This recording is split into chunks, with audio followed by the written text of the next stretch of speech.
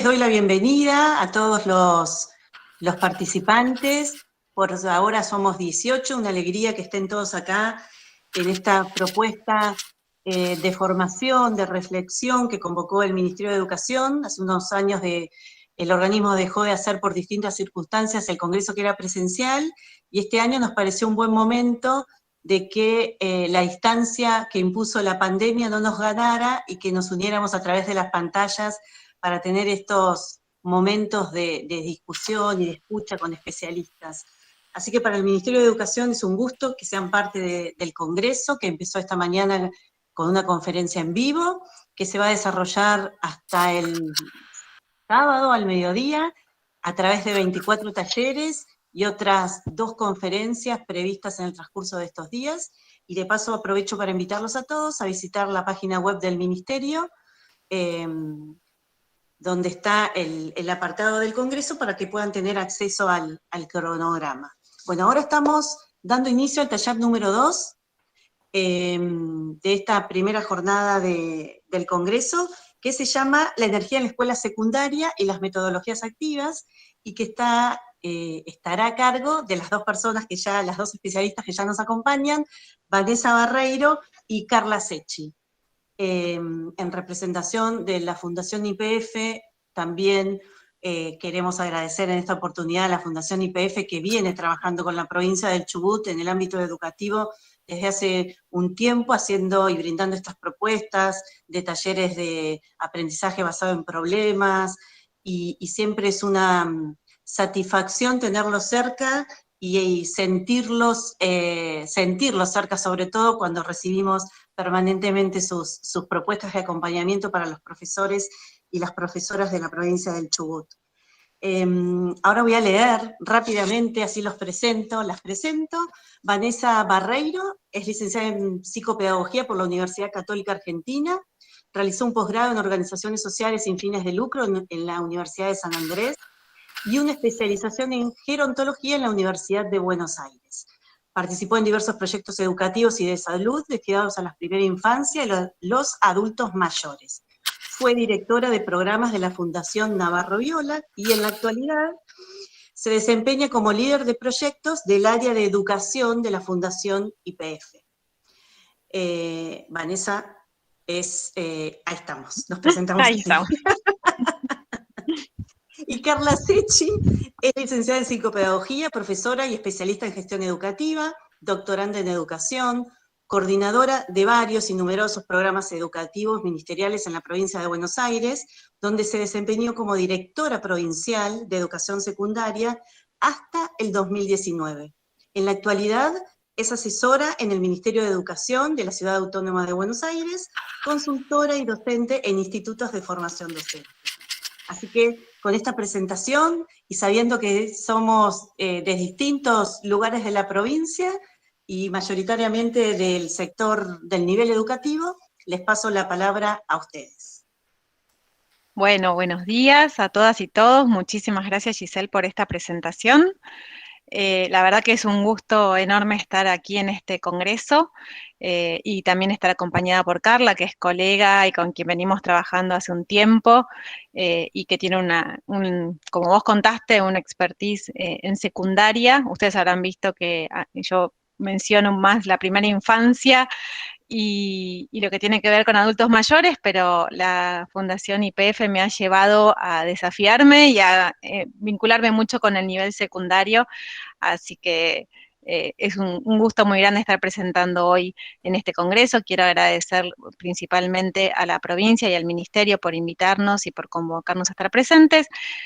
Y bueno, para iniciar quiero contarles un poquito el marco de la Fundación YPF, por qué estamos aquí, porque también estamos trabajando hace varios años con la provincia y particularmente en el área de educación y en otras áreas también. La Fundación YPF tiene 2 áreas principales, una que tiene que ver con educación y la otra con desarrollo local, y lo que hacemos es promover la educación para la energía y el desarrollo sostenible de las comunidades donde estamos presentes, donde está YPF, particularmente en la Patagonia, en Chubut, Río Negro, Santa Cruz, Tierra del Fuego y Neuquén, en Mendoza y en Buenos Aires, particularmente en la zona de La Plata y Ensenada, que es donde se encuentra la refinería de YPF. Le quiero contar un poquito sobre algunos programas. Carla, si querés pasar a la siguiente. Brevemente, como solamente para que tengan un contexto y una idea de lo que nosotros hacemos. Por ejemplo, en educación tenemos un programa de becas universitarias donde acompañamos a estudiantes de carreras estratégicas para la energía, y lo que buscamos es garantizar condiciones que tienen que ver con el acceso a la educación, la permanencia y el egreso, siempre pensando en aquellos estudiantes que tienen menores ingresos familiares y que requieren una contribución para poder desarrollar su carrera. También lo que nos proponemos es vincular a los estudiantes con la industria energética, y para eso también desarrollamos algunas acciones que tienen que ver con incentivar las vocaciones científicas desde el nivel secundario. También promovemos la educación técnico-profesional, que sería la formación en profesiones técnicas vinculadas a la industria, con diferentes acciones, que no las voy a detallar, pero entre ellas hay cursos autoadministrados, semipresenciales, determinadas becas también en algunos programas, talleres para emprendedores. En cuanto a todo lo que tiene que ver con las localidades donde operamos y trabajamos, tenemos un programa que está vinculado con las ciudades sostenibles, que lo que buscamos es acompañar y brindar asistencia técnica a los gobiernos de las localidades para poder desarrollar planes de acción que tienden a la participación de la comunidad y que tienden a pensar cómo sería la ciudad, tanto desde la parte urbana y territorial en el tiempo, ¿no? Cómo se puede construir una ciudad que sea sostenible. Ese es el objetivo de estas acciones. También con la perspectiva de género y pensando en cómo involucrar a las mujeres, tenemos una mirada transversal en todos los programas y generamos un espacio participativo de adolescentes, mujeres que detectan algunos desafíos en su localidad y que lo que hacen es buscar soluciones tecnológicas con impacto social, ¿sí? Y disponemos también, que los invito a que la visiten y que puedan navegarla, una plataforma que se llama Fundación YPF Lab. En esa plataforma ustedes van a encontrar un montón de contenidos, tanto desde nivel primario, secundario como universitario, y que después les voy a contar un poquito más en detalle esto, así que no voy a ahondar tanto, pero está a disposición de ustedes y la pueden navegar. También allí van a encontrar cursos, algunas actividades que se realizan desde la fundación, está todo concentrado en esta plataforma. Y por último, en cuanto a nuestros programas, trabajamos en un programa que tiene muchos años, que se llama Voz y la Energía, que tiene una pata tanto para el nivel primario como para el nivel secundario, y que lo que nos proponemos es impulsar la educación en ciencias, vinculado con la energía. Entonces, lo que realizamos son diferentes acciones, como talleres de divulgación para chicos, talleres de formación para docentes, y una serie de contenidos que acompañan este programa, y es el marco en realidad de la propuesta que hoy les vamos a presentar. Cuando nos invitaron a participar de este congreso, nos pidieron de alguna manera que trabajemos alguna propuesta educativa para el nivel secundario, así que allí es donde nos vamos a concentrar.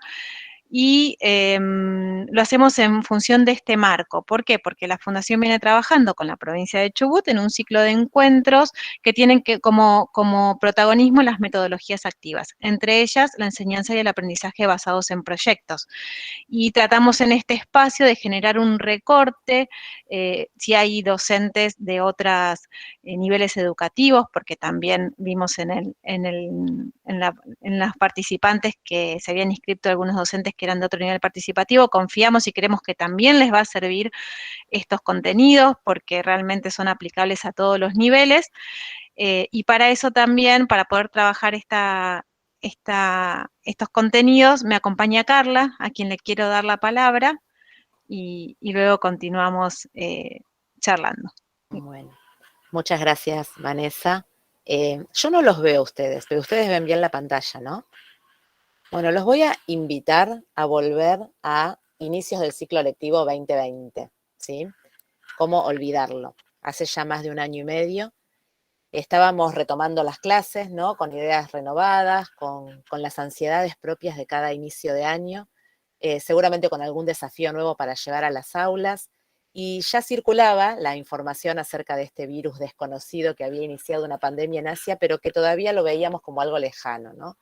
Pero el 15 de marzo, con una pandemia que aún hoy tiene en vilo a la población mundial y ya desatada, nos enteramos acerca del cierre de los edificios escolares, ¿no?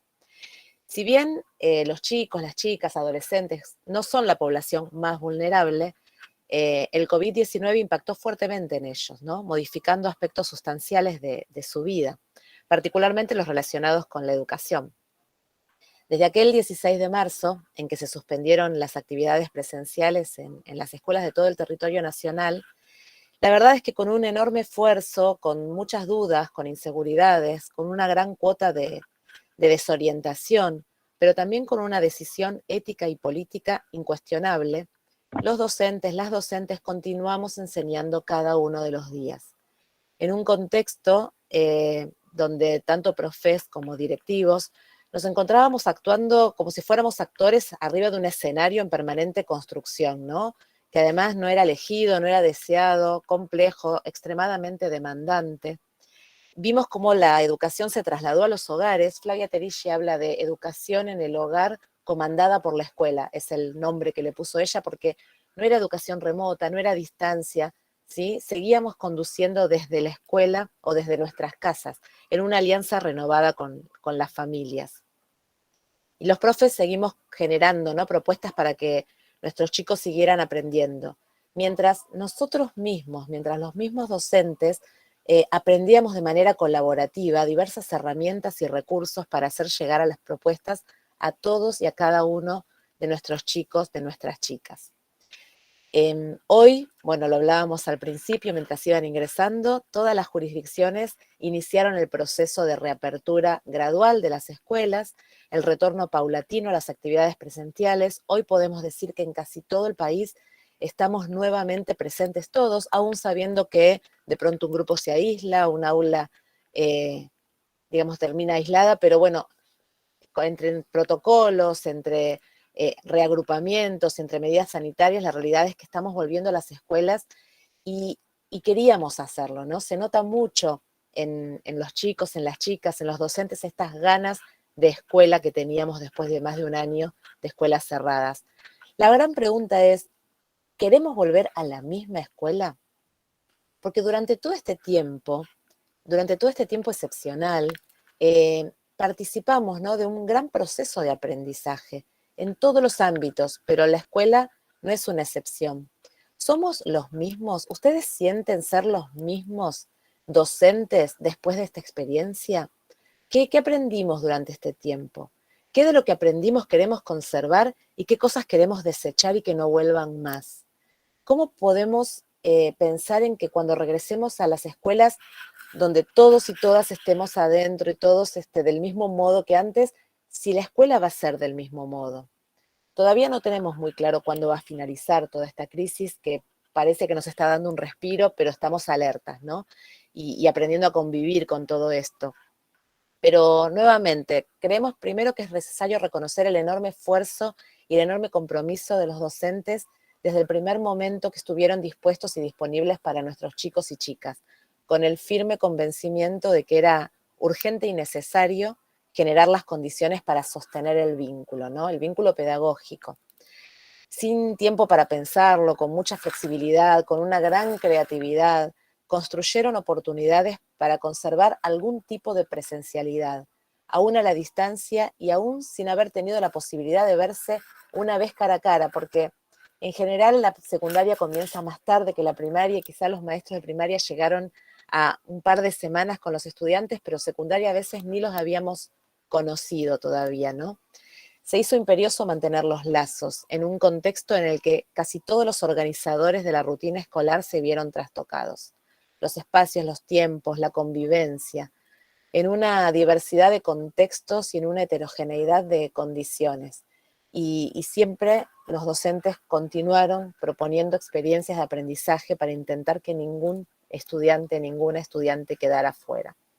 Y acá podemos pensar haciendo como una metáfora que esto que nos sucedió de un problema que se nos impuso, que nos generó un desafío, que promovió muchísimos aprendizajes y con un producto final que tenía que ver con sostener a cada uno de nuestros chicos y que sucedieran aprendizajes significativos, fue un gran proyecto en el que nos vimos metidos de golpe todos los docentes, todas las docentes de la provincia de Chubut, del país y del mundo entero, ¿no?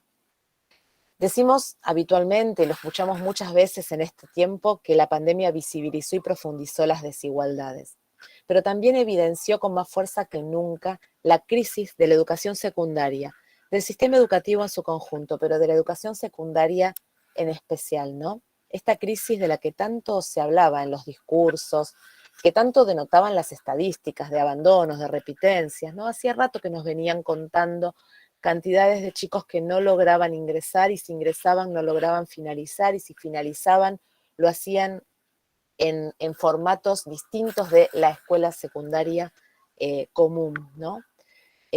Hasta que de pronto el aislamiento social preventivo y obligatorio conmovió todo, sacudió los cimientos de la gramática escolar, ¿no? Y bueno, recuerdan que hubo todo un proceso de continuidad pedagógica que se dispuso y acompañado desde el Consejo Federal.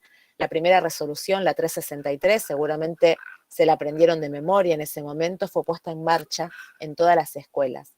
Y de manera diversa y en todas las instituciones empezamos a plantearnos preguntas incómodas que movilizaron intensamente a los docentes y a los directivos, a los funcionarios, y mientras nos volvíamos expertos en aplicaciones y plataformas, ¿no? Y entonces, si te resulta más el Zoom, el Meet, el Jitsi, el Teams, y empezamos a conversar nuevamente de las aplicaciones, el Menti, el Padlet, bueno, ¿qué usamos? ¿Cómo lo hacemos? ¿Qué te da resultado a vos? Mientras nos volvíamos expertos en todo esto, volvíamos a hacernos las preguntas esenciales, pero las que datan desde los inicios de los tiempos pedagógicos, ¿no? Esas que nos preguntamos cuando empezamos en las primeras materias del profesorado. ¿Qué tenemos que enseñar? Volvimos a preguntarnos por el qué. ¿Cómo lo vamos a enseñar? ¿Qué y cómo vamos a evaluar? ¿Para qué lo estamos haciendo? Y las respuestas que empezamos a ensayar no tenían como destino únicamente resolver la coyuntura del cierre de los edificios escolares, sino que empezaron a instalarse como una nueva manera de hacer escuela, una nueva manera de ser escuela. Hay cambios que llegaron para quedarse. Esto lo escuchamos a más de un docente, a más de un directivo. Y es que la escuela que teníamos antes de la pandemia no era la escuela deseada, no era esa escuela necesaria. Esa escuela que teníamos antes de la pandemia desplegaba ante nuestros ojos dificultades y desafíos que sabíamos que era necesario encarar de una vez. Mariana Maggio, en su último libro, que escribió a raíz de esta pandemia, decía, cuando dejó de funcionar eso que ya no funcionaba, ¿no? Y que ya se denunciaba como algo que no estaba resultando. Por ese motivo es que decimos que este momento histórico, sin desestimar, por supuesto, los efectos complejos y devastadores que tiene, pero también para el mundo educativo tiene un gran potencial transformador para llevar adelante estos cambios que hace ya tanto tiempo se postulaban, pero que no lograban hacerse carne en las escuelas, ¿no? Que estaban en los discursos, pero que no sucedían en las prácticas. Es evidente que este contexto interpela a todos los actores educativos y exige compromiso, exige diálogo y sobre todo mucho coraje para encarar estas transformaciones necesarias. Lo que resulta muy interesante es que aún que todos estos cambios requeridos para transformar la escuela secundaria, son normativamente posibles, porque nada de lo que tenemos que hacer, nada de lo que estamos viendo que es necesario implementar, está por fuera de la ley. Nada hay que reclamarle a las autoridades, ni nacionales ni provinciales, para que se habiliten las condiciones normativas que autoricen a dar estos pasos que tenemos que hacer. Fíjense, hace ya más de una década, la resolución del Consejo Federal 93 del 2009 impulsaba a los docentes a proponer diversas formas de estar y aprender en las escuelas, ofreciendo propuestas de enseñanza variadas en las que el aprendizaje se produzca en distintos espacios, en distintos tiempos, con diversos temas y abordajes, donde los estudiantes participen de la experiencia escolar con nuevos sentidos, con otras formas, con esfuerzo y creatividad. La 93 parece el nombre de una superagente, ¿no? Pero bueno, la 93, la verdad, entre los docentes es muy valiosa, es una resolución a la que hay que volver. Y cuando la volvamos a leer, vamos a darnos cuenta que quizá en el 2009 no estábamos tan preparados como hoy para ponerla en marcha, pero habilita todo lo que hoy queremos hacer. Esta resolución fue retomada y profundizada por la 330 del 17, ¿sí? El Consejo Federal en ese momento continuó impulsando la transformación de la secundaria y se basaba en la 93 y estableció un marco para el cual las distintas provincias deberían impulsar sus propios planes estratégicos jurisdiccionales del nivel secundario. Fíjense, 2 resoluciones del mismo Consejo Federal de Educación, pero en 2 gestiones con orientación política diferente, ¿sí? Y ambas están vigentes. Y las 2 fueron retomadas como marco normativo de referencia en la resolución 363, la que comentamos al principio, la del Consejo Federal cuando dio inicio, y ahí ya en plena pandemia, a todo este proceso de continuidad pedagógica, ¿no? Daría la sensación de que transformar la secundaria es casi una política de Estado, ¿sí? Se inició en el 2009, se retomó en el 2017 y las 2 resoluciones son retomadas en las nuevas resoluciones de este Consejo Federal. Así que hacerlo lo podemos hacer, no necesitamos más norma que esta que ya está. Sin embargo, y estamos hablando de hace más de 10 años, sin embargo, y a pesar de esta continuidad normativa y de varios intentos de reformas con enfoques innovadores, en gran parte de las aulas sigue vigente un formato tradicional, un formato enciclopedista que sigue siendo moneda corriente. Seguramente más antes de la pandemia, y es lo que decimos, fue interpelado y necesitamos repensarlo, ¿no? Pero la estructura del sistema, en principio, continúa siendo graduado. El conocimiento sigue estando seccionado en disciplinas inconexas. La transmisión muchas veces centrada en la memorización de contenidos. El agrupamiento escolar en base a la edad. La enseñanza simultánea, ¿no? También, nuevamente, hay un videíto de unos 7 minutos que circuló mucho de Flavia Terilli cuando dice, bueno, nos formaron para enseñar a todos lo mismo y al mismo tiempo. La enseñanza simultánea fue interpelada también en este contexto. El aula como base espacial, aula cuyas paredes se nos cayeron abajo con la pandemia, ¿no? Las prácticas de enseñanza uniformes, la evaluación reducida a la calificación, otro gran ítem que fue interpelado cuando el Consejo Federal nos dijo no se va a calificar. Crisis total, ¿se acuerdan? De todos, ¿no? Docentes, estudiantes, familias. Sin embargo, la evaluación reducida a la calificación era algo de lo que ya se venía hablando hace mucho. La evaluación formativa sería tema de otra charla y probablemente la tengan también a lo largo del Congreso, pero la evaluación formativa fue un concepto acuñado por primera vez por un pedagogo en 1967, hace más de 50 años, ¿no? Sin embargo, apareció como la novedad. La persistencia de prácticas como la repitencia, que hay algunas provincias que se están animando a interpelarlas y a dejarlas de lado. Estos, entre otros aspectos característicos de una escuela secundaria propia del siglo XIX, ¿sí? Que mostró durante todo este tiempo enormes falencias para dar respuesta a las necesidades y a las demandas de nuestros chicos y del mundo actual. Una escuela cuyo núcleo duro resiste a pesar de los interesantes y profundos intentos de transformación. En muchos casos, estos intentos de transformación, y seguramente si están acá, si están en un congreso, si están con ganas de seguir aprendiendo, es porque ustedes algo de esto han intentado en las escuelas o han conducido procesos en este sentido, pero muchas veces quedan como experiencias aisladas, ¿no? No llegan a imponerse como la forma de ser escuela secundaria.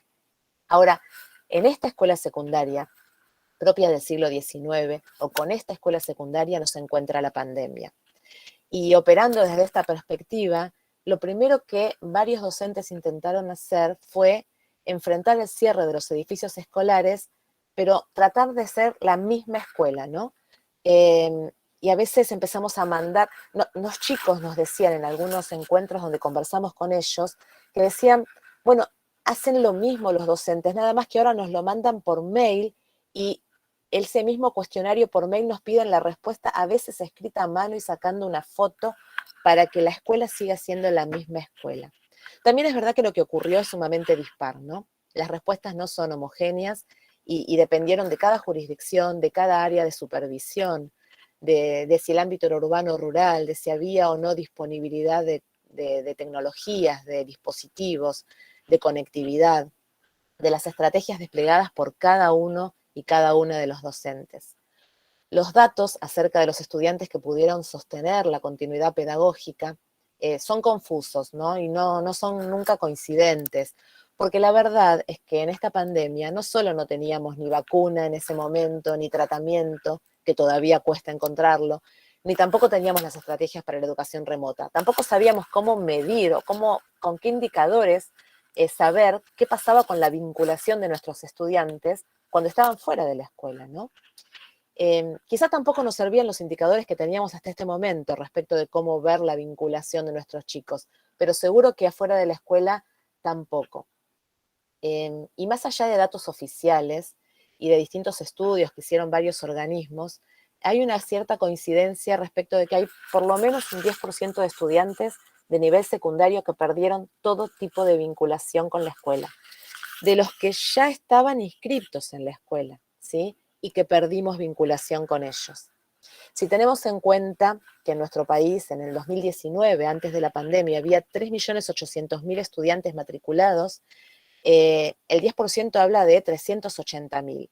Si lo sumamos a los casi 500.000 que ya estaban afuera del sistema, que no se nos perdieron ahora, que no estaban ya, ¿sí? Entonces, la verdad es que la cifra es escalofriante porque la educación secundaria es obligatoria desde el 2006 y estamos en deuda con muchos chicos y chicas que hoy están afuera de la escuela. Ahora, cuando pensamos que detrás de esta cifra de casi 1 millón de jóvenes de los que no sabemos nada, la verdad es que no podemos dejar de conmovernos, ¿no? Pero también vemos que la situación o el problema es más grave porque cuando charlamos con directivos, con supervisores, también vimos que qué pasaba con el 90% de los estudiantes que sí estaban conectados. Y aquí vimos que muchos chicos, muchas chicas, se mantuvieron conectados, a veces por cuestiones alimentarias, porque iban a buscar la vianda, y entonces teníamos algún dato de ellos, pero que no estaban pudiendo conectarse con lo pedagógico. Después teníamos otro grupo numeroso de chicos que recibían las comunicaciones y la tarea, pero con baja intensidad en su participación y respuesta. Y también un grupo que responde, pero del cual poco sabíamos acerca de si además estaba aprendiendo. Ahora los estamos viendo nuevamente en las aulas y estamos viendo también la heterogeneidad enorme que ya teníamos en las aulas, pero que ahora se ve multiplicada, ¿no? También, y esto es interesante, tuvimos la oportunidad de conocer varias escuelas que lograron un porcentaje muy alto de jóvenes conectados, con una gran intensidad, que están muy satisfechas con lo que lograron y que dan cuenta de aprendizajes construidos por sus estudiantes en gran medida, ¿no? Y conocer estas experiencias que lograron proteger las oportunidades educativas de nuestros chicos durante el cierre de edificios escolares nos permite identificar algunas regularidades y también pensar en qué necesitamos hacer en esto que decíamos al principio, bueno, qué es lo que queremos conservar de todo esto, ¿no? Y uno de los principales debates tuvo que ver con esta dicotomía respecto de los contenidos disciplinares o el desarrollo de capacidades o de habilidades o de competencias, y también, nuevamente, esto abriría otra charla. Sabemos que hay debates teóricos y epistemológicos respecto de si son capacidades, si son habilidades, si son competencias. No nos vamos a meter nosotros con esto, pero sí, Mariana Maggio habla de las habilidades del siglo XXI, ¿no? Pero bueno, sí vamos a ver que esto que queríamos desarrollar en nuestros estudiantes y que apareció con fuerza durante este periodo de cierre de edificios escolares, lo escribíamos siempre en los perfiles de egreso, ¿no? Y en los objetivos que teníamos con nuestros estudiantes, pero no siempre lográbamos hacerlos efectivos, no siempre lográbamos desarrollarlo en nuestras prácticas. Todos sabíamos y poníamos en nuestras planificaciones que queríamos estudiantes que tuvieran pensamiento crítico, que pudieran desarrollar un aprendizaje autónomo. Esto del aprendizaje autónomo vimos cómo rápidamente apareció como una falencia importante cuando los chicos tuvieron que seguir trabajando en sus casas. Esta capacidad de resolver problemas, las habilidades digitales, el trabajo en equipo, desde la construcción colaborativa, la ciudadanía democrática, la comunicación, la expresión. Obviamente, todas estas capacidades que no son en el vacío, ¿no? Nunca son sin contenido. No podemos pensar en resolver problemas si el problema no tiene un contenido matemático, social, tecnológico, ¿sí? De las ciencias naturales, si el problema es un problema ambiental, si el problema es un problema social. El trabajo en equipo siempre es un trabajo con un contenido, ¿no? Porque también nuevamente aparecen estas contradicciones entre, bueno, desarrollamos capacidades o enseñamos contenidos. No es uno sin el otro, ¿sí? Y también vimos que las metodologías activas son las ideales para poder generar los escenarios que den lugar a las mejores experiencias para que el desarrollo de estas capacidades vinculadas a contenidos sucedan, se desarrollan, tengan lugar. Cada uno de los elementos de análisis de las experiencias de estas escuelas corresponden a uno de los componentes básicos de toda la pedagogía, ¿no? Como dijimos al principio, para qué enseñar, cómo, cuándo, dónde enseñar, con qué recursos enseñar, cómo evaluar, quiénes somos los que estamos enseñando, ¿no? Por ahora vamos a decir que estas escuelas que pudieron desarrollar metodologías activas, poniendo el foco y el eje en el protagonismo del estudiante, tenían como horizonte la ley, ¿sí? Y amparados por las resoluciones que comentábamos del Consejo Federal, pudieron flexibilizar regímenes académicos que probablemente ya se habían iniciado en varias provincias, escuelas que de la mano de directivos, de inspectores, de supervisores, se atrevieron a interpelar los formatos tradicionales para revertir indicadores desfavorables, que focalizaron su ingenio en la elaboración de propuestas destinadas a sostener estas trayectorias de los jóvenes, ¿no? Que proponen otras formas de agruparlos, que planifican y evalúan colegiadamente, que presentan desafíos a sus estudiantes, motorizados por proyectos o problemas que permiten el diálogo con las distintas disciplinas. Escuelas que apuestan a la participación estudiantil, donde la palabra circula y con ella el conocimiento se democratiza. Escuelas que a veces tienen perfiles para acompañar trayectorias, pero que esto es una responsabilidad de todo el plantel docente, ¿no? Escuelas que están inmersas en su comunidad, atentas a las necesidades de su gente, de sus familias, con fuertes lazos con las organizaciones de la sociedad civil. Existen muchos docentes, y lo sabemos, que libran sus propias batallas en solitario, que desafían con cada una de sus acciones profecías de fracaso que a veces penden sobre los jóvenes más vulnerables, que incansablemente y en ocasiones al borde, ¿no? En el límite de la norma, sostienen trayectorias y hacen la diferencia en las vidas de tantos y tantas chicos y chicas, ¿no? Y que también a veces se ven frustrados y contrariados cuando la institución no acompaña sus iniciativas. Son escuelas que no dudan en adecuar los proyectos interdisciplinarios que quizás ya venían desarrollando años anteriores y los adecuan al contexto de la educación remota.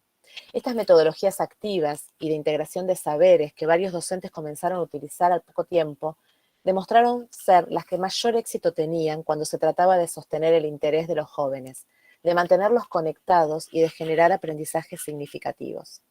Estas escuelas, que ya tenían experiencia en esta práctica, que ponen en el centro al estudiante, que lo erigen en protagonista de su aprendizaje, lograron que cuando el Consejo Federal, como decíamos antes, determinó la decisión de no calificar numéricamente durante este periodo, esto no provocó ni desinterés ni desconexión por parte de los estudiantes, porque estaban mucho más interesados en resolver el problema que había dado origen al proyecto, elaborar el producto que se habían propuesto o encontrar las respuestas al desafío planteado que la nota que se iban a sacar. Las metodologías activas han resultado mucho más eficaces al momento de hacer las propuestas escolares más interesantes, desarrollar la creatividad, desarrollar la autonomía, favorecer el trabajo en equipo y la resolución de problemas y desarrollar la ciudadanía responsable. El involucramiento de los estudiantes en un proyecto a partir del interés despertado a raíz de una problemática ambiental actual o el compromiso en la elaboración de una campaña solidaria con impacto comunitario o el entusiasmo demostrado en la producción de un ciclo radial, un periódico escolar, dan cuenta de la necesidad de sostener estas estrategias una vez que pase la emergencia sanitaria. Son escuelas en las cuales los cambios que hace más de una década habilitaron las resoluciones que ya comentamos, prevalecieron sobre modos más rígidos y tradicionales. Las buenas prácticas, ¿sí?, que estas escuelas pudieron desarrollar nos permiten acercarnos bueno, qué es lo que hicieron y qué es lo que tenemos que conservar, ¿no? Decíamos que estas estrategias metodológicas sobre todo tienen que ver con la enseñanza y el aprendizaje basado en proyectos. También podemos hablar de basados en problemas o basados en eventos, en desafíos, pero en definitiva siempre tienen algunos componentes centrales. ¿Qué significa esta metodología? No estamos hablando de un proyecto, ¿sí? No es desarrollar un proyecto que seguramente todos lo hicimos, sino de pensar en una estrategia o en una metodología que implica una enseñanza y un aprendizaje basados en proyectos. Por eso, a nosotros desde la Fundación YPF nos gusta hablar de EABP y no de ABP nada más, ¿no? Porque la enseñanza está basada en esta lógica. Implica partir de un problema inicial que puede ser un problema construido ad hoc, puede ser una simulación, puede ser simulado, pero también cuando vimos que los problemas son locales, ¿sí? Y cuando estuvimos trabajando con muchas de las provincias del sur del país, hablaban del problema como por ejemplo de la emergencia hídrica, del problema de las garrafas, cuando hablamos de los incendios en los humedales, cuando hablamos de problemas que tienen que ver con qué hacemos con la basura, dónde tiramos las pilas, bueno, esos problemas iniciales que pueden abordarse desde distintas materias, desde distintas áreas, son las que originan un proyecto. De entrada pensamos en un producto, porque si tenemos un problema, ya que pensamos en cómo lo queremos resolver, qué estrategia, cómo queremos terminar, qué vamos a hacer para dar respuesta a este problema. Ahora, tenemos el problema inicial, dijimos que además en estas escuelas necesitamos que los estudiantes tengan voz, por lo tanto, el problema va a terminar de ser definido por ellos y el producto también propuesto por ellos y ellas. Requiere de un docente que no tiene armada toda la clase, la tiene muy bien planificada, pero no tiene armado un discurso o una exposición. Lo que va a hacer es ser líder, ser guía, ser orientador para llegar desde este problema inicial a este producto final. Integración de saberes. Esto es interesante porque no necesariamente un proyecto tiene que ser sí o sí elaborado por más de un docente, pero seguramente integra más de un saber. Si se suman los docentes de otras materias, de otras disciplinas, de otras áreas, mucho mejor, pero al interior de cada proyecto podemos desarrollar distintos saberes integrados. Y nuevamente acá, tanto con contenidos como habilidades y capacidades. Los contenidos los tenemos en los diseños curriculares, ¿sí? Tenemos los contenidos conceptuales a desarrollar. Las habilidades, las capacidades, que también suelen estar en los diseños curriculares, por lo pronto en el enfoque, son estas que habíamos dicho al principio, ¿no? Y que tenemos que desarrollar y por lo tanto planificar y por lo tanto enseñar. El trabajo en equipo, ¿sí? Un proyecto o esta estrategia se desarrolla siempre en equipo de docentes trabajando juntos y equipos que formamos en el grupo de estudiantes. También pensamos en un estudiante que es protagonista. Acá no lo tenemos sentado escuchando, ni después estudiando para memorizar, ni reproducir lo aprendido. Acá tenemos estudiantes que van a actuar, que van a proponer, que van a hipotetizar, que van a equivocarse, que van a ajustar y que van a tratar de llegar a este producto final. Y la evaluación formativa. Otro tema que también sería muy interesante de desarrollar, pero bueno, la evaluación formativa, que muchas veces la hacemos a través de rúbricas, donde aparecen las evidencias de cómo vamos a saber si lo que se tenía que aprender se aprendió, que además implica la evaluación para aprender, es decir, cómo hacemos para que esto que estamos entendiendo como evidencia de aprendizaje no me sirva únicamente para calificar, sino que además me sirve para tomar las mejores decisiones, para reformular la práctica. Cómo evaluamos además el propio proyecto, cómo evaluamos el producto, cómo se evalúan los mismos estudiantes, cómo se evalúan además entre sí. ¿Cuál es la enorme diferencia respecto de la propuesta tradicional? Que acá no necesitamos primero desarrollar el concepto para después estudiarlo, para después aplicarlo, para después repetir el concepto estudiado. Claramente, la lógica de enseñanza y aprendizaje basado en proyectos no es lineal de este modo, ¿sí? Ahora, ¿es nuevo esto? Fíjense, esta frasecita chiquitita que dice, por ejemplo, la escuela es aula, es taller, es comunidad. La idea es llamar la atención permanente de chicos y chicas como si fuera un imán. Si la escuela aburre, no sirve, si no enseña a pensar, tampoco. Esto lo dijo un pedagogo que yo creo que fue uno de los que más trabajó por proyectos, que cuando se recibió de maestro, en este caso, y llegó a una escuela donde vio que por lo pronto en una misma aula tenía chicos de distintas edades, porque era un multigrado, y se dio cuenta de que nada de lo que había aprendido en el profesorado le servía, empezó a desarrollar toda una estrategia metodológica que él no le puso de nombre enseñanza de aprendizaje basado en proyectos, pero podríamos hoy reconocerlo como uno de los padres de esta estrategia, que es Luis Iglesias, ¿sí? El maestro Iglesias, 1940. Cuando nos dicen esto de, bueno, las nuevas metodologías, fíjense, 1940 y ya se trabajaba de esta manera. Hay un libro que se llama La Escuela Viva, creo. No, ese es el otro. Pero bueno, hay varios libros donde el maestro Iglesias cuenta cómo él fue desarrollando de la nada, porque la verdad es que nadie lo había trabajado de este modo, esta estrategia que tiene que ver con poner al estudiante como protagonista y trabajar en el hacer, ¿sí? Como un taller. Él hablaba de un aula como un taller. Miren esta otra frase. Necesitamos otras pedagogas. Necesitamos que el docente abandone por un momento el aula, la escuela, el horario, el programa, que salga con los chicos a la calle, que recorra el barrio, que se detenga a mirar el cielo, los árboles, que analice la influencia de la lluvia, de la sequía, que observe a la gente que anda y se detenga a conversar con la mujer que pasa con una bolsa con verduras en el brazo, con el obrero que admira el trabajo que hace con sus manos.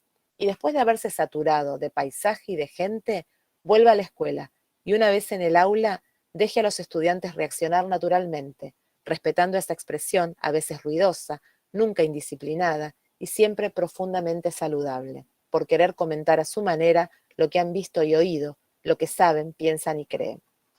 ¿Saben quiénes son? ¿Quién es ella? Que en realidad digo son porque eran hermanas, las hermanas Cossettini, ¿sí? 1958.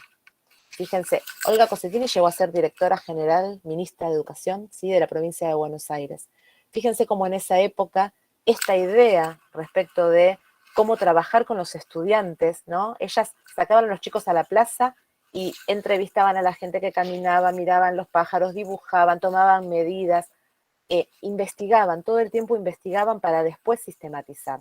Esto era bien enseñanza de aprendizaje basado en proyectos, 1958. Fíjense, si nosotros en lugar de, al mejor estilo Maestro Iglesias o Hermanas Cossettini, arrancamos un día con una noticia con estas características, ¿sí? Cómo impacta el cambio climático en las distintas regiones de Argentina, y hablamos de las marchas de los jóvenes por el clima, por ejemplo, o traemos una noticia que tiene que ver con los incendios, con el derretimiento de los hielos, con el aumento del nivel del mar, inundaciones, sequías. Podemos agregar emergencia hídrica, ¿sí? Esto que decíamos antes, el problema de conseguir gas envasado, los ríos contaminados, el problema de las pilas. Después nos podemos meter en otros temas, ¿sí? Que no tiene que ver con las naturales y con la energía, pero ¿qué hacemos con los noviazgos violentos, por ejemplo? Con la violencia en los deportes. Bueno, tantas noticias diarias, tantas problemáticas locales, planetarias, que nos pueden ayudar al cómo empezar. Este primer punto que decíamos, bueno, un buen proyecto arranca por un problema, por un desafío, ¿sí? Por algo que desafíe la inteligencia de los chicos, ¿sí? Que les preocupe. Ayer justo teníamos una capacitación donde nos decían los profes, bueno, necesitamos generarles el conflicto, porque no siempre, a ver, decimos esto de tiene que ser a partir de los intereses de los chicos. Ahora, no llegamos al aula y les decimos, a ver, ¿qué les interesa hoy? ¿O sobre qué quieren trabajar hoy? No, la verdad es que tenemos que generar el interés y hacerlo a partir de una problematización, hacerlo a partir de un problema que los preocupe. Porque a veces decimos, bueno, vamos a hacer un proyecto que tenga que ver con la separación de residuos. ¿Por qué? ¿Por qué me tendría que preocupar? Y uno sabe por qué esto es preocupante, o uno sabe el impacto que puede tener el plástico enterrado en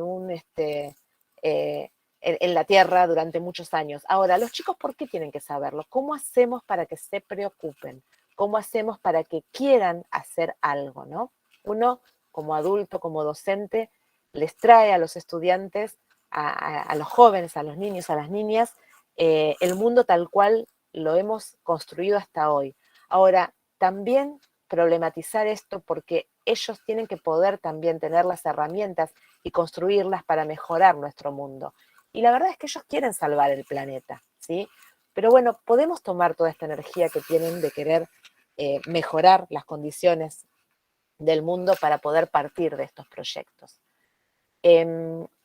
Cuando pensamos entonces en qué es una estrategia o una metodología de enseñanza y aprendizaje basado en proyectos, hablamos de esto, de cómo generar experiencias de aprendizajes perdurables y significativos. Sabemos de sobra que cuando la clase tiene que ver con contar un contenido conceptual, transmitir información para que después estudien, memoricen y resuelvan un cuestionario, sabemos que este aprendizaje no es perdurable porque se olvida pocos días después de la prueba, ¿sí? Y no es significativo. Agregaría, tampoco es relevante, ¿sí? Significativo tiene que ver con esto de si tenemos los esquemas previos para poder entender esto que estamos aprendiendo nuevo, y relevante porque socialmente es relevante, ¿no? En estas experiencias, los niños, niñas, adolescentes son guiados a través de preguntas profundas. Sé que la tuvieron a Melina antes, no la escuché, pero Melina habla muchísimo de esto de las preguntas profundas, a diferencia de las preguntas fácticas. Uno está habituado a escuchar o a leer en pizarrones, en cuestionarios, en los cuadernos, preguntas que son en estos cuestionarios fácticos, preguntas fácticas que se resuelven buscando en el texto lo mismo que quiero que se reproduzca, ¿no? Una vez hice una experiencia de trabajar con un texto que era absolutamente absurdo, con palabras que no existen, y uno dice, no entiendo nada, y sin embargo uno puede hacer preguntas para ser respondidas sin entender nada. ¿Por qué? Porque solamente tenemos que identificar la respuesta en el texto. Ahora, preguntas profundas tiene que ver con otra cosa, ¿no? Son preguntas que les permiten explorar, experiencias que estén destinadas a resolver problemas, que sean complejos y vinculados al mundo real, que puedan cuestionar, que puedan ensayar, que puedan equivocarse, que puedan reflexionar, que puedan construir conocimiento a través de la participación en las diferentes fases o etapas de un proyecto que ahora la vamos a ver también. Básicamente, si uno planifica un proyecto, tiene que pensar entonces en estas 4 cuestiones básicas. ¿Cuál va a ser el problema o el desafío que les vamos a presentar a nuestros estudiantes? ¿Sí? ¿Cuál va a ser el recurso disparador? Lo vamos a presentar ¿cómo? A partir de una salida didáctica, a partir de un video, a partir de una noticia, ¿sí? ¿Cómo lo vamos a presentar? ¿Cuál va a ser nuestro recurso para disparar este problema o este desafío? Tenemos que tener claros cuáles son los contenidos que vamos a abordar. Los vamos a encontrar en nuestros diseños, ¿sí? Obviamente podemos charlar con otros profes para ver qué otros contenidos que tienen en sus propios programas podemos sumar para que este proyecto sea mucho más integrador. ¿Qué capacidades vamos a desarrollar? Entre las 7 generales que les mostré al principio, ¿qué actividades sincrónicas? Acá obviamente tiene que ver con nuestros temores a que en cualquier momento podamos volver a aislarnos, pero también a cualquier otra circunstancia que haga que en el determinado momento el aula se extienda más allá del aula física y los chicos puedan seguir con actividades asincrónicas. Entonces, ¿qué actividades vamos a desarrollar en el aula y cuáles podemos pensar para realizar de manera autónoma? Incluso cuando pensamos en términos de tareas o de trabajos por fuera de lo que desarrollamos en el aula. Acá también voy a tomar de nuevo a Mariana Maggio. Ella dice esto de pensarlo como si fuera el on demand y el en vivo.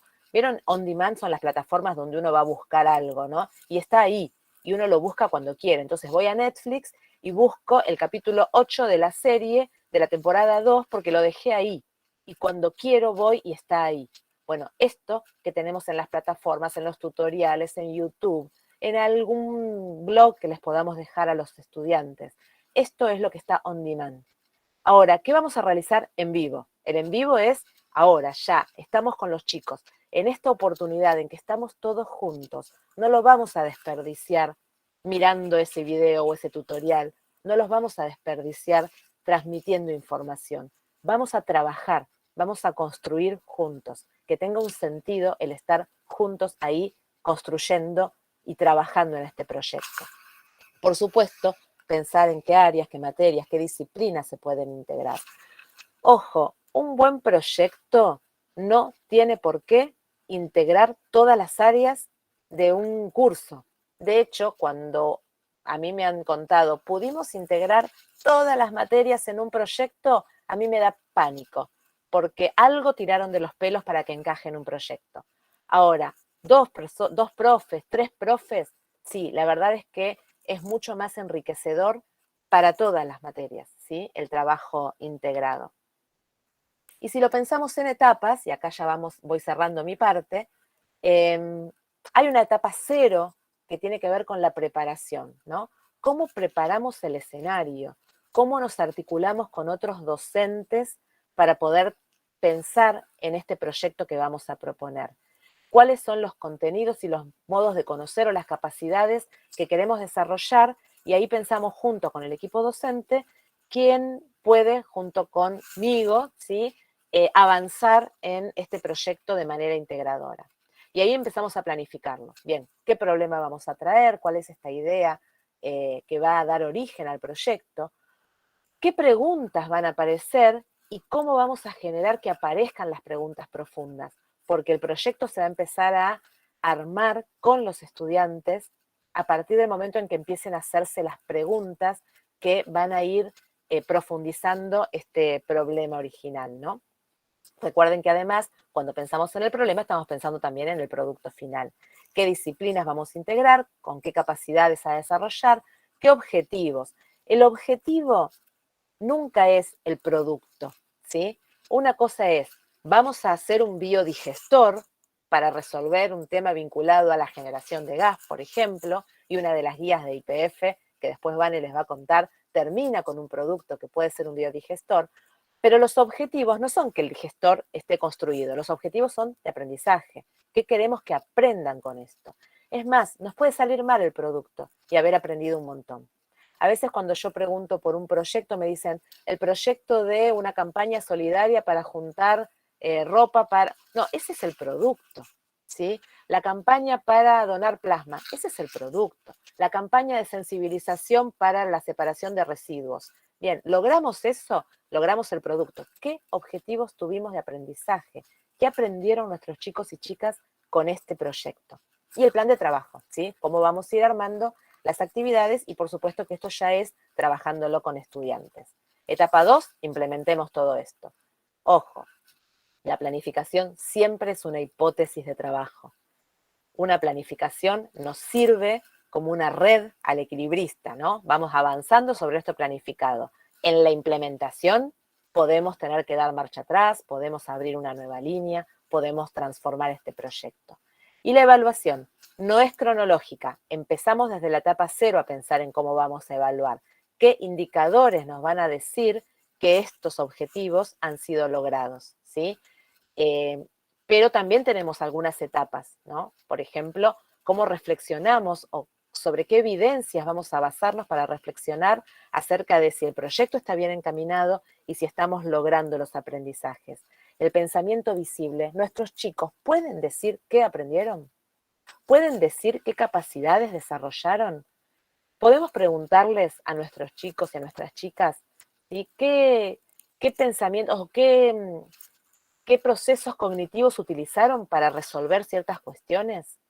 Y también, por supuesto, si podemos transferir a nuevas situaciones. Todo esto nos va a permitir, ¿sí?, evaluar, como diría Rebeca Nijovic, para el aprendizaje. O sea, evaluamos para seguir aprendiendo, evaluamos para poder ajustar nuestra propia práctica, evaluamos para nosotros mismos docentes saber si estamos bien encaminados, si necesitamos hacer algún ajuste. Vane, todo tuyo. Y después escuchamos preguntas. Muchas gracias, Carla.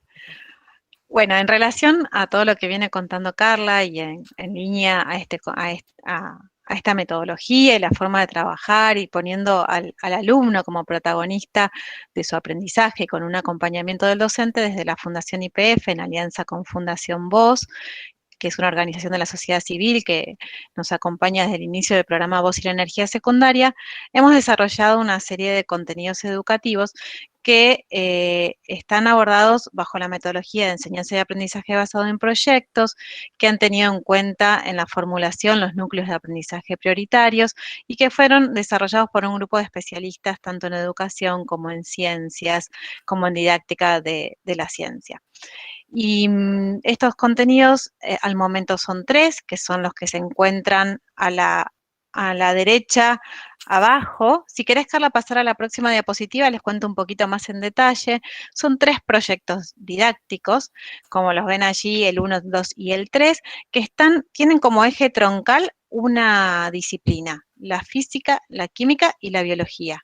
¿Sí? Pero esto es como eje troncal. Lo que apuntaba Carla es que podemos sumar a diferentes disciplinas y a diferentes profesores para que se pueda realizar un proyecto que incluya a otros, pero que, como decía Carla, si lo queremos hacer solos o no contamos con el apoyo de otros, también lo podemos hacer.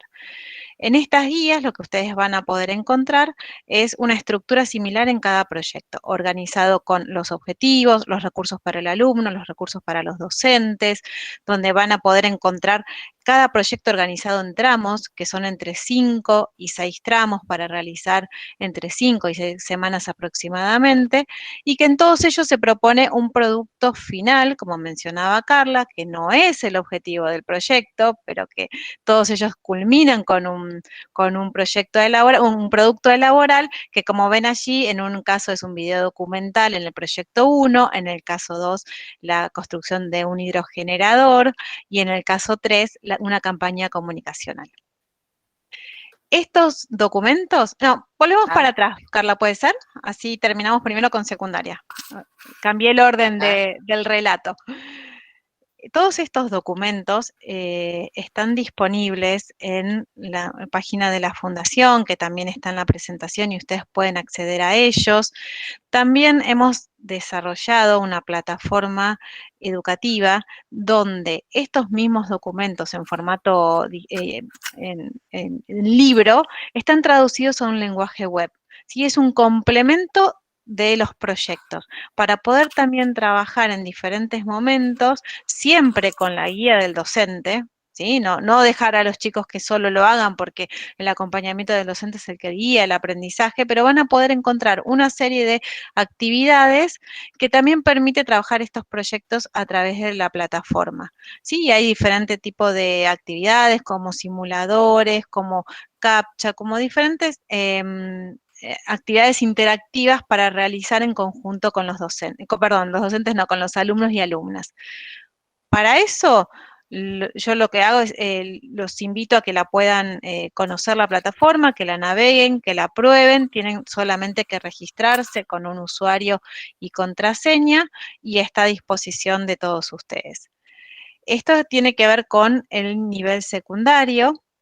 Y yo me tomé el atrevimiento de incorporar algo vinculado a primaria. Yo sé que no es la finalidad de este taller, que estaba orientado a secundaria, pero como hemos visto en el listado de los asistentes que nos compartieron, porque queríamos conocer los perfiles, que también había algunos maestros de nivel inicial y de primaria, y por eso me tomé la licencia de incorporar los contenidos de primaria para ponerlos a disposición de ustedes. No voy a contarles, a profundizar tanto en esto, pero sí contarles que con esta misma línea que nos contó Carla y con esta misma orientación, en el nivel primario hemos desarrollado 10 guías docentes que surgen a partir de un primer libro que hizo la Fundación, que se llama Voz y la Energía, que es el que por supuesto dio origen al nombre de este programa y que fue escrito por Diego Golombek y Diego Ruiz.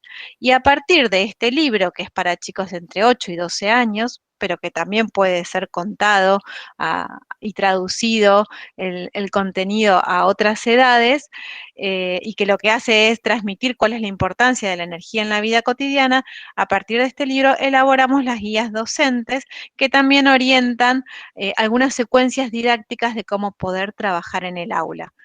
con el mismo formato que en secundaria, existe una plataforma que la pueden navegar, donde van a encontrar todos estos recursos, tanto que ustedes los pueden descargar, como también los pueden navegar en la plataforma.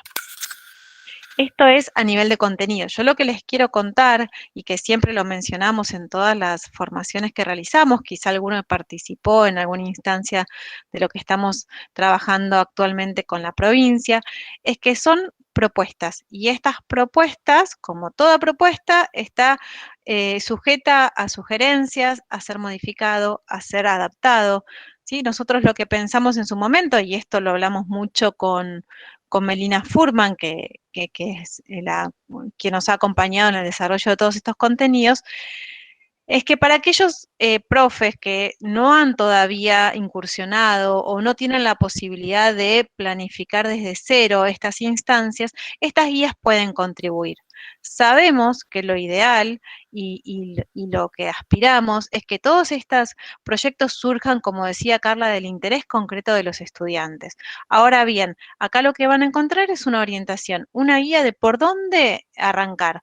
Entonces, para aquel que le pueda servir y le pueda ser útil, lo puede tomar y también lo puede readaptar y contextualizar, ¿sí? Porque todas estas guías siempre requieren que cada docente lo lleve a su aula y a su escuela de la manera que lo desea y que se adapte a su lugar y a su, en este caso, a la provincia también de Chubut, y poder contextualizar esto en las situaciones que están viviendo, en el contexto en el cual ustedes tienen a sus alumnos. Así que bueno, nosotros lo que queremos es sí ponerlo a disposición de ustedes, que los puedan conocer, que los puedan utilizar si es que les contribuye a su práctica, y que también nos puedan acercar toda consulta o inquietud o sugerencia donde nosotros podamos sumarla a los contenidos. ¿Sí? Y bueno, eh, dicho esto, creo que podemos abrir un espacio de preguntas y de poder interactuar o de conversar. O Giselle, no sé si querés hacerlo, lo hacemos por chat, como vos nos indiques, para nosotros está bien. Yo creo que si nos ordenamos, tal vez es más rico conversar y escucharlos a los profesores. A mí me resultó muy interesante un concepto mencionado por Carla, que hablaba del pensamiento visible, de ponernos en la mirada de nuestros estudiantes, en las palabras de nuestros estudiantes, para que pueda hacernos una devolución de cómo son nuestros procesos de enseñanza, ¿no? Ujú. Ujú. Sí, la verdad es que cuando uno empieza a trabajar esto desde el nivel inicial incluso, es maravilloso escuchar cómo los chicos pueden decir en el ¿qué aprendiste hoy? Vieron que lo típico, ahora ya me pongo en mamá, cuando vuelve el hijo a la escuela, de la escuela, dicen, ¿qué aprendiste hoy? ¿Qué hicieron hoy? Nada. Porque es difícil pensar en cómo conceptualizar esto que nos pasó estando en el aula. Y la verdad que nos tienen que pasar cosas en el aula. Eh, Suelo decirle a mis estudiantes de profesorado a veces que después de cada clase uno debería poder preguntarse qué cambió en la vida, qué se perdió un chico que hoy no estuvo en mi clase, ¿sí? ¿Qué se perdió que no pueda recuperar copiando de la carpeta de un compañero? O copiando porque ahora los chicos sacan foto del pizarrón y lo mandan, ¿no? Entonces, la verdad es que si lo que se perdió es eso, no se perdió mucho. Lo que hay que construir adentro del aula tiene que ver con justamente estos procesos que les permitan a los estudiantes darse cuenta de lo que están aprendiendo también. Por eso la importancia de la retroalimentación y de la autoevaluación como aprendizaje también, ¿no? O sea, que nuestros chicos puedan aprender a autoevaluarse y aprender a darse cuenta cuáles son las operaciones que utilizaron para aprender, ¿sí? O sea, estamos aprendiendo, me acuerdo una vez que lo vi con chicos de salita de 4 que decían, bueno, hoy aprendimos a entender la perspectiva de mi compañero, ¿sí? Y así, con esas palabras lo decían y todo. Pero bueno, tenía que ver con ponerme en el lugar del otro y me estoy dando cuenta de lo que tengo que hacer para, decían también, por ejemplo, darme cuenta de las consecuencias de determinada acción, ¿no? Y la verdad es que el pensamiento visible es toda una escuela también. Yo cada cosa que digo, bueno, esto sería motivo de una charla diferente, porque hay toda una escuela que habla de las llaves del pensamiento y del pensamiento visible, que está muy vinculado al desarrollo de estas capacidades, pero donde además lo que sucede es evidente para los estudiantes, ¿sí? Así que bueno, eso me resulta, sí, es interesante y les propongo indagar un poquito en ese punto, ¿no? Después me quedé con esto que decía Vanessa, perdón, que sigo. Sé que hay cosas escritas en el chat, ahora voy a mirarlas un poquito. Pero bueno, que Vanessa hablaba del tema de la primaria.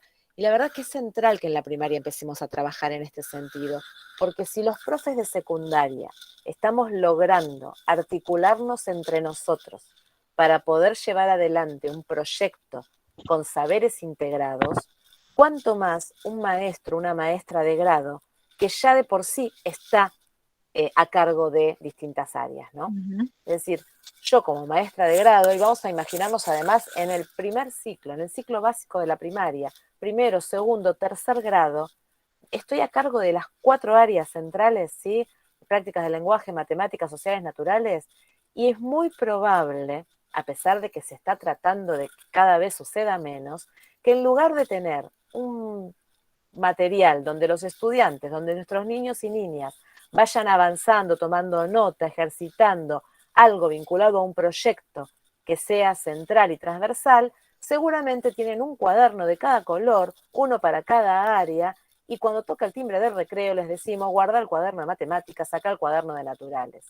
Como si no pudiéramos integrar todo esto, que por otra parte lo integramos porque en algún momento lo desintegramos, porque la realidad viene integrada, ¿sí? Cuando uno sale a la vida, la realidad viene integrada. Uno no piensa, esto voy al supermercado. Ahora para leer las etiquetas utilizo prácticas del lenguaje. Ahora para ver si me conviene pagar con tarjeta en cuotas o no, utilizo la matemática. Ahora para determinar qué alimentos me conviene, utilizo las ciencias naturales. La realidad viene integrada.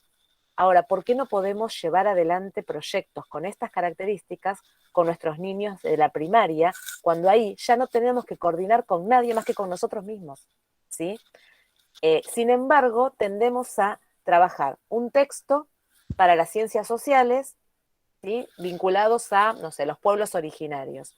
Y por otro lado, en prácticas del lenguaje estamos viendo mitos griegos. ¿Por qué no aprovechamos que estamos viendo pueblos originarios para trabajar leyendas que tengan que ver con esos pueblos y los ubicamos geográficamente en un espacio donde podamos trabajar, ¿sí? Estos contenidos vinculados? Y después, cuando nos tocan los mitos griegos, entonces vemos qué otra cosa integramos, ¿no? Y además, leer y escribir en ciencias sociales, en ciencias naturales, como práctica del lenguaje. Bueno, esto que la primaria hacía en algún momento, porque el maestro Iglesias, las hermanas Cosettini eran de primaria y lo hacían, ¿sí? Esto, por culpa de la secundaria quizá, dejamos de hacerlo. ¿Por qué? Porque la primaria empezó a preparar para una secundaria enciclopedista y academicista. Ahora, si estamos cambiando la secundaria, tenemos necesariamente que revisar qué estamos haciendo en primaria, ¿sí? Porque por otra parte, la secundaria preparaba del modo que preparaba para una universidad que era claramente academicista y enciclopedista. Pero también las universidades hoy están trabajando de otro modo, ¿sí? Yo me acuerdo cuando me tocó ser responsable del programa Nexos, creo que ustedes lo deben haber tenido porque estuvo en todas las provincias, que era un programa nacional que articulaba las universidades con la escuela secundaria, y las universidades nos decían que estaban seriamente interesados en esta propuesta, porque cuando la universidad avanza en la producción de conocimiento, siempre es interdisciplinario, ¿sí? Siempre es por proyectos. Entonces, las capacidades a desarrollar a través de estas metodologías tienen que ver con lo que la universidad también espera que suceda, ¿no? Bueno, no sé si hay alguna preguntita que alguien quiera hacer o si las van a hacer en el chat. Mira, en el chat hay una precisamente sobre el tema de ABP y pregunta si hay algún estudio de impacto de efectividad. Espérenme que estoy sin mouse. Sí, se refiere, bueno, está identificado como CE-Prof, pero de impacto de efectividad, vos también comentabas, Carla, que durante el cierre de las escuelas decías que el impacto no había sido mucho más grande de lo que fue, porque muchos estudiantes estaban vinculados con sus escuelas, siguieron vinculados con sus escuelas a partir del desarrollo de la pedagogía ABP. Estaban desarrollando, llevando adelante proyectos y eso les permitió mantenerse en vínculo. Sí. Ahí está. Ahí completó su pregunta. Ahí está. Lo completó, tal cual. Bueno, ahí la verdad es que no sé si llamarlo estudio de impacto. Sí hubo una consulta a todas las jurisdicciones. Lo buscaría para ponerlo en el chat, pero bueno, hay una publicación que se hizo junto con UNICEF y la OEI y la Fundación Voz, que se llama Trayectorias en Foco, ¿sí? Y que fue un ciclo de consultas. Si buscan así Trayectorias en Foco, tanto en la página de la OEI como de UNICEF, la pueden encontrar. Y ahí es un ciclo de consultas que se hizo a estudiantes, a docentes, a supervisores, a organizaciones de la sociedad civil y a funcionarios, ¿sí? O sea, eran 5 encuentros para distintas regiones, para la región, para NEA, para NOA, para Centro y para Sur. O sea, 20 encuentros en total. Fueron 20 encuentros, un ciclo de 20 encuentros, donde se entrevistó a toda esta gente. Y ahí es donde vimos cómo fuertemente las propuestas que tenían que ver con el eje en el estudiante como protagonista y las metodologías activas permitieron sostener estas trayectorias. Algunas supervisoras, por ejemplo, nos decían que aún era una localidad puntual donde decía, bueno, la verdad es que acá el municipio ha generado mucha inversión en conectividad y dispositivos, ¿sí? Era una localidad del centro de la provincia de Buenos Aires. Y podemos decir que todos los chicos tienen la posibilidad, aunque sea de ir a la plaza y tienen wifi libre, ¿sí? Ahora, cuando el docente lo que hacía era esto de, te mando un texto, un PDF por WhatsApp, un cuestionario, y después vos tenés que mandarme las respuestas en una foto, aún con disponibilidad de tecnologías, aún con dispositivos, los chicos cuando se determinó la no calificación, empezaron a caerse, ¿sí? ¿Por qué? Porque no hacía sentido en sus vidas nada de esto, ¿sí? Porque la verdad es que responder un cuestionario donde las preguntas las encuentro en el texto y que seguramente un tutorial o, digamos, una búsqueda en internet me lo resuelve, no me generaba nada. Los chicos decían, cuando la escuela hace eso, empezamos a buscar qué otras cosas hacer y empezamos a pensar en proyectos más interesantes. Y veíamos centros de estudiantes y grupos de estudiantes movilizados por problemáticas comunitarias por fuera de la escuela. Y la escuela se lo estaba perdiendo, ¿sí? Porque la escuela seguía con prácticas que tenían que ver con esto, ¿no? De transmisión de la información y pedido de devolución. Hoy sabemos que la información, lamentablemente para algunos profes, la verdad es que hay gente que lo puede contar mucho más lindo con un lindo tutorial que escuchar a un docente recitando una información conceptual, ¿sí? Ahora, ¿quién le quita al docente que es capaz de, con esa información, hacer un debate en el aula, generar preguntas profundas, buscarle otros hilos y derivaciones para seguir enriqueciendo el debate, ¿sí? Aplicar esto que leyeron. Apareció mucho el tema del aula invertida, que es otra de las estrategias metodológicas, que no es EABP, pero que se utilizó mucho, y bueno, en casa, miren este tutorial, ¿sí? Lean esto. Ahora, en el momento de trabajar juntos, lo que hacemos es poner en juego esto que aprendieron. Ya no me interesa que me lo repitan, lo que me interesa es que construyamos juntos algo a partir de esta información que obtuvieron, ¿sí?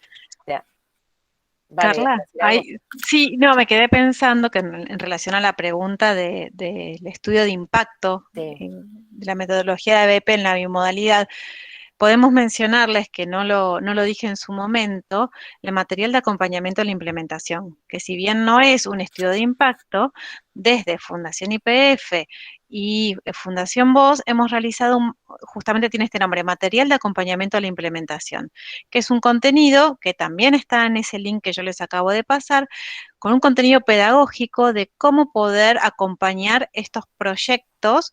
Está pensado para el docente y en el contexto de la bimodalidad. En realidad, en el contexto de pandemia, cerrada, lo que hicimos fue el material de acompañamiento a la implementación en escenarios educativos mixtos, y que está hablando un poco de lo que refiere Carla, de hecho es su autora junto con Gabriel Santisi, pero se los quiero sugerir porque sí lo que hace referencia es cómo sostener estos proyectos en estos contextos, ¿no? Y ya sea en pandemia o en otros momentos, como decía Carla, que volvamos a estar por diferentes motivos en la necesidad de estar de manera virtual y de manera presencial. Entonces, así que esta pregunta me disparó el poder mencionarlo. Sí. Gracias, Vane. Estoy leyendo acá en el chat. Sí, Flipped Classroom, el aula invertida, todo esto es compatible. Son estrategias metodológicas y también no se trata de crear una religión, ¿sí? Ni tampoco de caer en un síndrome de la proyectitis. No todo hay que hacerlo por proyectos. Seguramente hay instancias en las que un profe necesita ejercitar puntualmente algo y eso ya no es un proyecto, ¿sí? ¿Vieron como, imagínense un deporte, ¿no? Tenemos un proyecto del deporte, es ganarle al otro equipo haciendo tal cosa, encestando la pelota, haciendo más. Ahora, en algún momento vamos a practicar pasar la pelota, ¿sí? Y esto no es parte, sí, es una ejercitación y necesitamos hacerla. En algún momento hay algo que tenemos que trabajar. Listo, yo, profe sola, en mi área, quiero practicar esto, ¿sí? Quiero ejercitar tal cosa. Quiero desarrollar este tema por fuera del proyecto porque no sé bien cómo vincularlo al proyecto que se viene desarrollando, ¿sí? Pero las estrategias metodológicas no dejan por fuera esto. Las estrategias metodológicas, digamos, de enseñanza y aprendizaje basado en proyectos. El aula invertida puede ser parte de un momento de un proyecto, ¿sí? Donde tenemos esta problemática y bueno, y la verdad nos vamos a investigar un poquito. Y entonces dejamos para el momento del trabajo remoto la investigación acerca de la problemática de, no sé, las pilas, ¿sí? Ahora, cuando volvemos al aula, entonces ponemos en juego esto. ¿Y por qué no generar estos debates, ¿no? Donde, es más, hasta podemos decirles que en el debate un grupo tenga que defender una posición, aunque no sea la que quieren defender, pero para buscar las argumentaciones e investigar, ¿sí? Cuáles son los argumentos contra los que queremos trabajar, digamos, o los que queremos atacar en algún punto dentro del proyecto, ¿no? Así que sí, claramente son totalmente compatibles. Acá Patricia habla de trabajar la resolución de problemas aprovechando más los tiempos, pero aprovechándolos, pero además enriqueciéndolos, ¿no? Porque la verdad es que a veces uno siente que pierde tanto tiempo en el aula con copias que son improductivas, con lecturas que se pueden hacer en otro momento. Ahora, ese arte del docente trabajando y poniendo en acción eso que los estudiantes aprendieron mientras estudiaron en un libro, es irreemplazable. Ahí es cuando decimos claramente necesitábamos volver a las aulas físicas. No para la reproducción de la información, porque si fuera así, a ver, el otro día charlaba con un docente y yo decía, bueno, las clases de Classroom, si las grabás y al año siguiente y al otro se las pones a los chicos en el aula, ¿sería lo mismo? Y si es lo mismo, nos van a reemplazar rápidamente, ¿sí? Porque no es eso lo que el docente debe hacer. Para eso está YouTube, Internet, están los libros. Ahora, esa magia que hacemos cuando ponemos en acción eso que leyeron, eso que estudiaron, eso que conocieron, cuando les pedimos que vayan a investigar, que observen, que pregunten, ¿sí? Eso sí solamente lo podemos hacer nosotros y ahí es donde necesitamos volver a las aulas. ¿Cómo lo trabajarías en contexto de encierro? Uy, qué pregunta. En contexto de encierro, en realidad, a ver, la verdad es que en contexto de encierro también tienen espacios donde van a trabajar por fuera del aula, pero también es real que en contexto de encierro no tienen dispositivos ni conectividad, ¿sí? O sea, no deberían tenerlo, por lo menos. Entiendo que no sucede. Por lo tanto, sí, ahí quizá la parte invertida, volvemos a lo más tradicional, que es, bueno, ¿qué puedo investigar en otro espacio que no es el aula? Y ahí tiene que ver con libros. Seguramente el acceso a los libros sí es sumamente importante, ¿no? ¿Es sostenible esta metodología en una escuela que no comparte este tipo de paradigma? A ver, yo lo que siempre digo es, si hay uno o dos que lo quieren hacer, arranquen. No esperen a que todos... Perdón, voy a tratar de no leer el chat mientras sigo contestando porque si no es como que me voy dispersando. No, digo que a veces uno dice, bueno, yo quiero hacerlo y quiero que toda la escuela trabaje de esta manera. Si yo impongo esto, entonces soy director y a partir de mañana todos trabajan de este modo, no va a funcionar, seguramente. Tengo que estar convencido. Ahora, la mejor manera de convencerme es viendo que funciona. Y entonces el que está convencido avance, arranque, empiece a hacerlo y que sea visible, que los estudiantes puedan promoverlo. En la provincia de Buenos Aires habíamos hecho una experiencia que se llamó Escuelas Promotoras, donde se trabajaba de este modo. Me quedé pensando que también ahí hay evidencias, porque ahí sí hubo un estudio de pruebas externas que se hicieron sobre escuelas que estaban trabajando en el programa y escuelas que no, y hubo mejoras significativas, por ejemplo, en el área de matemática, que es lo más difícil de mover, ¿no? Y ahora les voy a contar por qué. Y esto es un estudio que se hizo sobre escuelas promotoras en la provincia de Buenos Aires. Ahora, si uno empieza a trabajar de este modo y empieza a funcionar y empieza a tener evidencias de que esto anda, primero, los estudiantes cuando empiezan a trabajar de este modo empiezan a pedir trabajar de este modo, ¿no? Entonces, los chicos que en otra materia empiezan ellos a hacer preguntas, empiezan ellos a contar algunas inquietudes, empiezan a proponer algún proyecto, ¿sí? Y si investigamos esto y si averiguamos tal cosa, entonces eso en algún punto interpela al docente, ¿no? Que le dice, no, yo quiero que lean de acá hasta acá. Bueno, eso por un lado. Por otro lado, también creo yo, si bien no tengo totalmente presente el diseño curricular de Chubut, sí leí muchos diseños curriculares y en los enfoques de los diseños curriculares este paradigma está contenido, ¿sí? Es muy poco probable que encontremos algún diseño curricular que proponga el paradigma de la exposición, la memorización y la repetición. Y los diseños curriculares son prescriptivos, ¿sí? Es decir, ¿cómo hacer para conciliar? Yo creo que no se puede imponer. De todos modos, todas las resoluciones, ¿sí? Incluso si uno mira los objetivos de la educación secundaria que están en la Ley de Educación Nacional, no hay modo de abordarlos si no es con paradigmas con estas características, ¿sí? Porque chicos que memorizan y reproducen no tiene nada que ver con los objetivos que la ley nos propone, ¿sí? No tiene nada que ver con los perfiles de egreso que casi todos los diseños proponen. No tiene nada que ver con el enfoque metodológico que se propone, ¿sí? Entonces, en algún punto yo creo que no hay que imponer, pero que no podemos dejar de traccionar en este sentido, ¿sí? Y cuando esto va sucediendo, los demás empiezan a sumar. Cuando funciona, los demás empiezan a sumar.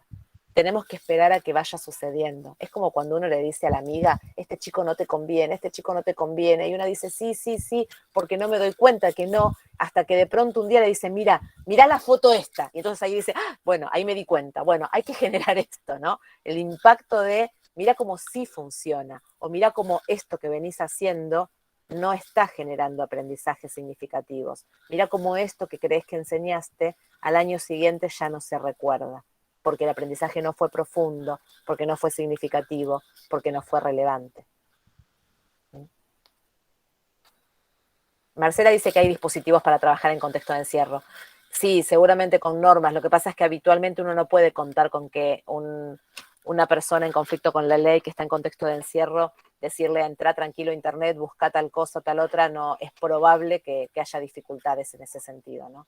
Pero bueno, no necesariamente es con tecnología. La tecnología es sumamente importante, pero no necesariamente es con tecnología. Bueno, muy bien. Yo no sé si hay alguna otra pregunta. Ahí nos avisan que nos quedan 5 minutos. Yo les agradezco muchísimo por haberse sumado a esta propuesta del Ministerio de Educación. Les agradezco que hayan puesto la semillita una vez más del ABP, porque si bien es una metodología de la que venimos escuchando hace un tiempo, todavía en la práctica, en las aulas, recorriendo las aulas, yo soy docente también, y cuesta, no es algo habitual. El ABP nos encanta escuchar a especialistas como ustedes y que Carla lo cuenta con tanto énfasis y nos muestra todas las posibilidades que hay, pero después nos cuesta, como a nosotros que estamos adentro del aula, es como que todavía el pasito no lo estamos dando o intentamos, pero no le damos todas las vueltas para aprovechar la potencialidad que la metodología tiene.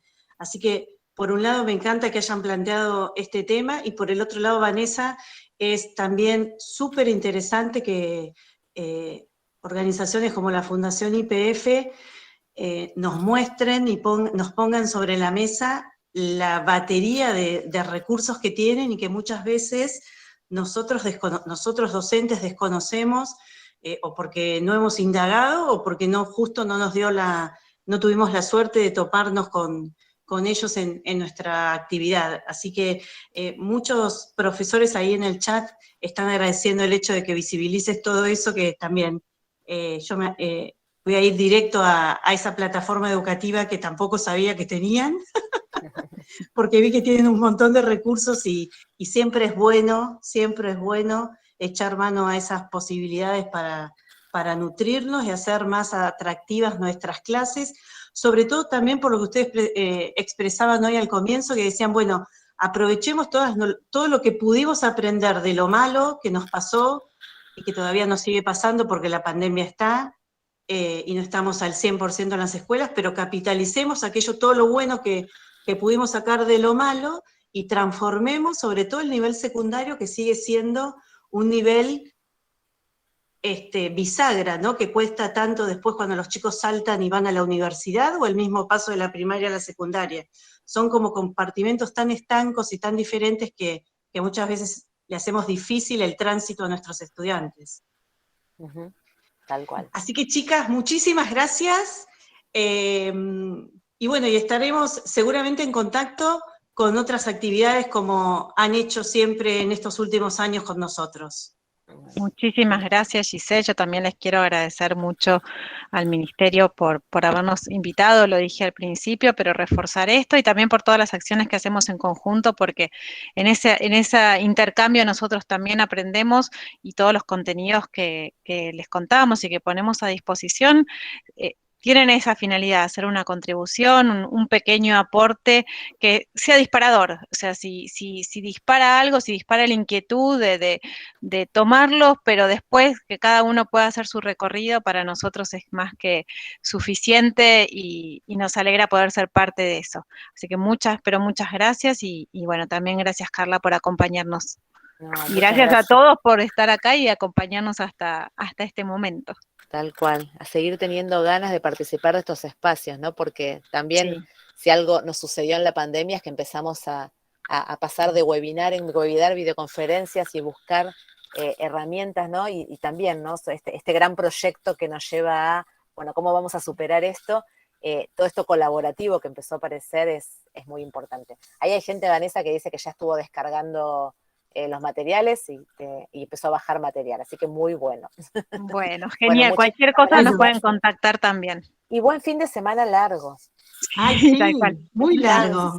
Encima Muchísimas que tiene tan lindo gracias. clima ahí. Así que, bueno, nos vemos. Muchas Muchas gracias. Gracias. Chau, A chau. ustedes. Hasta la gusto, próxima. gracias. Chau, chau.